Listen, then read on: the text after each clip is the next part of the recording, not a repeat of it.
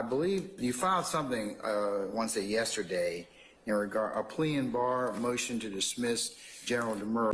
Demur refers to making a pleading that challenges the sufficiency or adequacy of pleadings of another party. Demurrers typically come in two forms, general and specific. A general demurrer challenges a broader problem with a pleading that affects all of the claims brought, such as improper venue. That I think we've already taken up. So what's different about this new motion that was filed? So I didn't file this motion until the jury was sworn under State versus Heath, H-E-A-T-H. It's one of my cases out of Columbia County, the Richmond County Circuit, Augusta Circuit. Your Honor, Mr. Williams is charged in count 1, as everybody is, in the Rico conspiracy. The grand jury omitted a material element. That case is barred.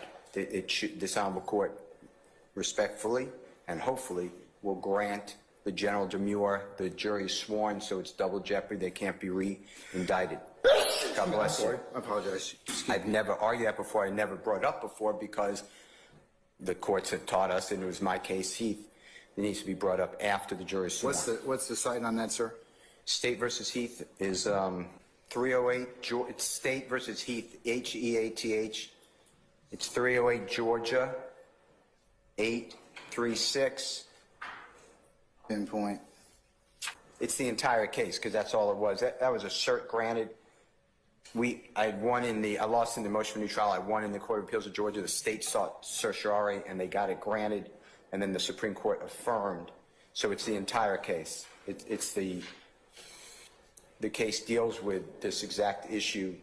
When a general demur is filed after the jury is sworn, if it's good, then the person cannot ever be retried. On that count, on those counts? Exactly. Okay. Exactly.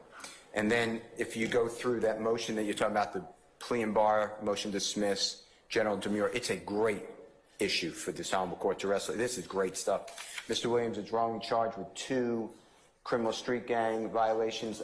Many other people here are charged with that too. The state of Georgia, again, omitted material element. It's unbelievable that this happened, but they omit a material element in that charge specifically. And a material element, I cite the case, it's Rooks. It just came out last. Cite for Rooks. And what's the material element that they allegedly omitted?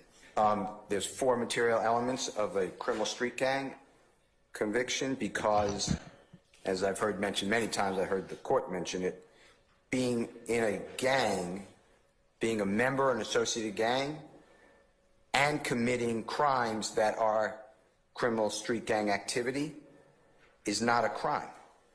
It is only when the gang member or the associate commits that predicate crime, the criminal street gang activity, to further the interests of the gang. And you know what's missing from the indictment for every one of these gentlemen? The grand jury never alleged that this is in furtherance of the Gangs Act. That is a material element, and the case that I'm going to give you is as follows. You said that's Rooks? It is Rooks. R-O-O-K-S. It's in Division 2. Its case number, it's new, Your Honor. It's case number S is in Supreme 23, A is in Elisa 0783. It was decided October 24th of 2023. All right.